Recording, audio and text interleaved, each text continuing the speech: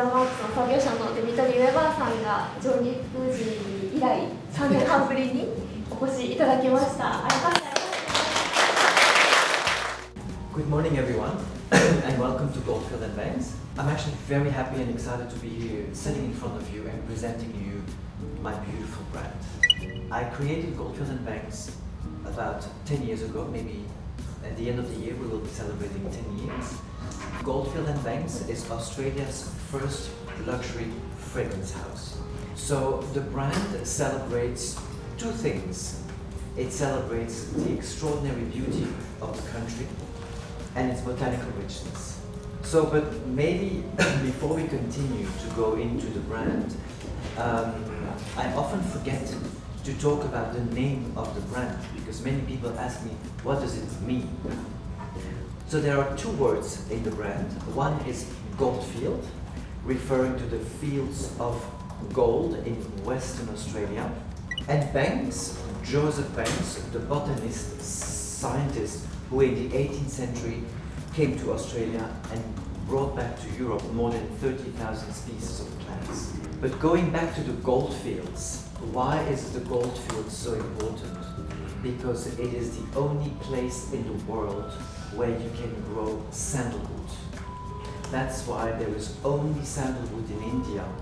So you need gold in the soil for the tree to grow. So it's important because Goldfield Banks, my fragrance house, speaks pretty much of the land. It's what we call in French parfumerie du terroir.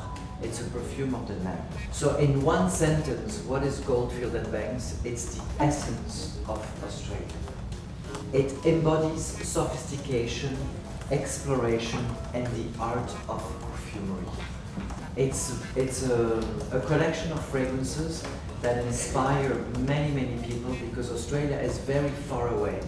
Not many people travel to Australia, but if you want to imagine Australia, you only need to smell and experience my fragrances and you can dream of being in Australia. So there are a few key values in the brand and the brand stories. So what we like to put forward with our brand is the poetry of the botanicals. We have so many beautiful botanicals, flowers and pods and barks and seeds, and that the whole botanical culture in Australia is extremely poetic. So we also cater for a consumer that is a timeless explorer, meaning it's a consumer that is really looking for niche, for different ingredients, a different story, a different destination than others. Also, when you think of Australia, Australia is a very clean and green country. And that reflects in our fragrances and in the choice of our ingredients. When we choose an Australian native ingredient, we like to know the manufacturers, the farmers, the people behind the scenes of the ingredients, on the land. And really making sure that the profits of these ingredients go to the right people, like the indigenous people, or the way ingredients are being farmed and distilled, and everything, the whole process is very sustainable. So we are having best of both worlds. We have the clean and the sustainable way of working, the Australian way, and the best-in-class perfume making made in France. One important element that I would like to cover with you this morning before we go into fragrances is the way we talk about each fragrance to our customer.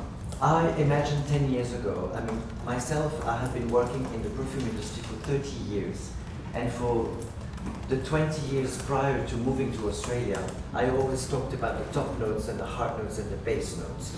But for Goldfield Banks, I wanted to have a different approach and to talk in a different way about my fragrances. So as you can see on the screen, every fragrance of Goldfield Banks has a sunrise and a sunset. And between the sunrise and the sunset, we have the summit, where when the fragrance is at its peak. I know, it requires a little bit of a change in mindset, because you are so used to talk about top notes, heart notes, base notes. But for many consumers, it's boring. They don't have a clue. They don't know. They've never seen patchouli. They've never seen tonka bean. So try to use as much emotion as possible, and that will sell a lot more than using ingredients. So, but I will give you examples. As we go through the fragrances, I will tell you exactly how I would introduce the fragrances to your customers. We have two collections. As you know, we have the native collection and we have the botanical series. Native collection, every perfume has a selection of Australian native ingredients. And then we have the botanical series. You can see the bottles are very luxurious in gold lacquered. This collection has ingredients that come from Australia, that we grow and cultivate in Australia, but that are not native. For example, we have our own lavender. It's not native, but we grow the best lavender in the world. So, as we go through the fragrances, I would like to start with my first perfume that I created 10 years ago, Pacific Rock Moss. So Pacific Rock Moss, it's a coastal rock moss from the region of Sydney.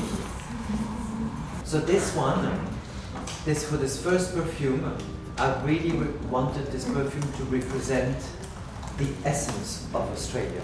And it's, of course, our lifestyle, our coastal lifestyle, really. So, may I ask them a question? Yes, of course. So, if you have to imagine, how would you describe the sunrise of this fragrance, the start of this fragrance? すごく海面が光に当たってキラキラしていて、風が爽やかになびくようなそういうイメージを浮かべました。 Beautiful, love that. Well done. You see, this is much more interesting for the consumer than saying there is lemon and bergamot and verbena. So it's an aquatic and fresh fragrance, as we all know, and we have a fragrance that is quite natural, with of course a lot of lemon, a lot of geranium, a lot of sage, etc. Then we have Pacific Rock Flower, which is coming up in a minute on the screen. Pacific Rock Flower is the next chapter in Pacific Rock Moss. It's I personally wanted to create a fragrance that was slightly more feminine, because Pacific Rock Moss, even though it's a very gender neutral fragrance, still a lot of women, you know, were not sure to wear it because it's got that geranium and sage content. So making it a little bit more floral and creamy was something that was missing and never done before. The sunrise of this perfume, I would say, is effervescent, aquatic, and quite sparkling. And then the sunrise of the fragrance is creamy, floral, and woody. So if you have to describe this perfume is taking a large bouquet of Australian flowers that you throw in the ocean. Next fragrance, Sunset Hour. Sunset Hour has a very unique ingredient called desert peach, Australian desert peach. It's very sophisticated. It's a sophisticated gourmand scent. This one is juicy, not fruity. There is a difference between a juicy scent and a fruity scent. Juicy is pear, pineapple, peach. Fruity is more strawberry, berries, apples, and that sort of things. You will agree with me that the sunrise of this fragrance, there's a lot of sun. When you smell this fragrance, you smell a lot of sun, right? And very joyful. It's a very joyful fragrance. Then we have Bohemian Lime. Bohemian Lime is the most long-lasting citrus fragrance in not only in our collection, but I would say in the whole niche category. And then of course we have Patchouli, Vetiver, we have, which is and cedarwood and sandalwood to give grounding to the perfume, grounding. Another incredible perfume is Ingenious Ginger, which is today our #1 bestseller in the world. Yes. This fragrance, unlike any of the others, was more of an inspiration perfume.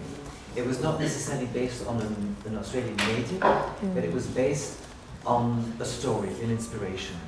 And the inspiration was the flowers that I have in my garden in the tropics of Australia, in far north Queensland. We have those beautiful white ginger flowers, and they are the most beautiful flowers in the world, but they don't have a scent. So my idea was to create a scent that would match the beauty of the flower. So this one is a floral amber perfume, and the first one to really combine ginger with amber. So that's why the fragrance is so unique, because it's got this very unusual combination of ingredients. However, Mystic Bliss, I would like to go deeper into Mystic Bliss. Mystic Bliss has another ingredient that comes from Tasmania called kunzea. Kunzea is a tiny shrub that gives this incredibly strong oil that was used in cosmetics, but again, never explored in perfumery. And we are the first brand to use kunzea in perfume, and it's Mystic Bliss. Mystic Bliss is a very sophisticated, elegant perfume with fig and iris and a lot of sandalwood and incense. So the Botanical series, it's a very interesting collection because it's a much smaller collection. It's a more premium, very luxury collection. It's a collection of fragrances that is a lot more woody, a lot more premium, and a lot more complex. So the ingredient that you are smelling here is oud that we grow in Australia. The seed originally comes from Thailand. This is the most organic oud in the world. It's the cleanest, the purest, the most aromatic you will ever find in the industry. So the first fragrance in this collection is Silky Woods. Silky Woods is a very important perfume, a very well-known perfume in our industry.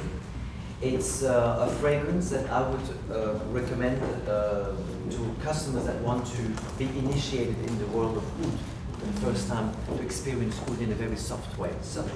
In this collection, it's very easy. Every perfume, the base of every perfume is oud. But then we have oud and vanilla, oud and sandalwood, oud and lavender, oud and amber. So every time we invite one key ingredient that is the center of the perfume. This fragrance is very luxury. It has tobacco and musk. It's very perfume for the skin. It's very sensual and very luxurious. So we have also purple suede. We are not going to smell it now, but we have purple suede, which is an oud and lavender, my personal favorite perfume. And last but not least, Rose Magnitude, our latest release, which is also again oud and rose, but an Australian rose. So with Rose Magnitude, what I really wanted to create and develop was an unusual rose that would reflect Australia, not the French rose. Rose Magnitude, two inspirations, the salt pink lakes and a rose grown in Australia. The fragrance has a lot of ingredients, and one of the ingredients that I really would like to share with you is papyrus. So what you are smelling now is the essential oil of papyrus from Egypt. So I think it's important that you smell, as a professional, that you know what papyrus smells like, because your consumer will not know. So this fragrance, we have raspberry, we have cumin, iris, damask rose, violet, vanilla. It's an eau de parfum at 27% concentration. Do you have any questions or any suggestions? お客様の中ではパルファムやっぱりちょっと濃いって感じる方が多くいらっしゃって、そういう方に香りをご紹介するときになんか柔らかく感じれるなんかつける場所もしくは香りで方があったらちょっと伺いたいです。 Definitely on the hair. You can definitely wear it over there. And fabric. Even if I see a lot of people wearing scarves, or if you can perfume scarves, any accessories, and avoid the skin, perfect.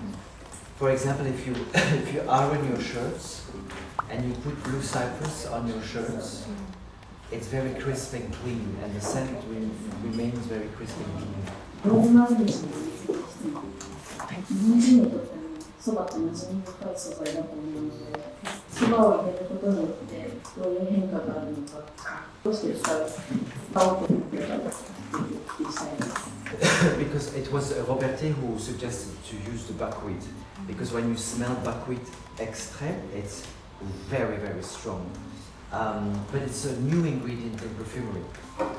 It's the water that is distilled from the boiled from the rice or from buckwheat. You can distill, and it gives a new. It gives a more earthy, darker, more a dirtier character to a scent. And they do it in grass. They distill the buckwheat only in grass. Thank you so much.